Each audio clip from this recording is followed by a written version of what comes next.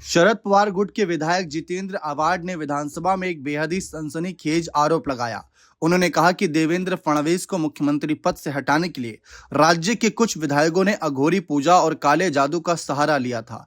आवाहट के अनुसार अशोक खरात नामक व्यक्ति ने इन नेताओं को आश्वासन दिया था कि वे फडणवीस को सत्ता से हटा सकता है।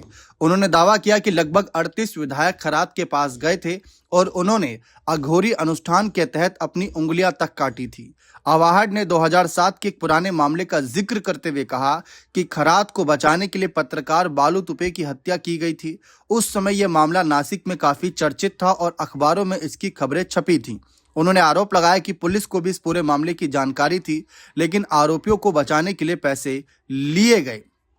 इसके साथ ही उन्होंने आगे कहा कि कुछ वरिष्ठ अधिकारी भी खरात के सामने झुकते थे और उसे बचाने के लिए बड़े स्तर पर लेन देन हुआ। आवाहड ने यह भी दावा किया कि इस पूरी साजिश की जानकारी लगभग 6 महीने पहले ही मुख्यमंत्री को मिल चुकी थी और कुछ नेताओं की खरात के साथ बैठकें भी हुई थी। आवाहड के मुताबिक उन बैठकों में खरात ने कहा था कि मुझे थोड़ा समय दीजिए, मुख्यमंत्री जल्द ही घर पर होंगे। उन्होंने काले जादू को लेकर गंभीर चिंता जताते हुए कहा कि क्या राज्य में ऐसी प्रथाओं को सरकारी मान्यता दी जा रही है।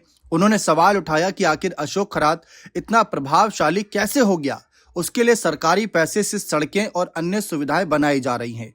आवाहड ने यह भी आरोप लगाया कि शिक्षा विभाग, महाड़ और एसआरए जैसी जगहों पर पोस्टिंग भी खरात के जरिए प्रभावित हो रही हैं। उन्होंने कहा कि उनके पास 38 विधायकों की लिस्ट है जिन्होंने खरात के पास जाकर उंगलियां काटी थी। उन्होंने यह भी बताया कि हाल ही में विधान भवन में विधायक एक दूसरे की उंगलियां देखकर ये पूछ रहे थे कि क्या वे खरात के पास गए थे।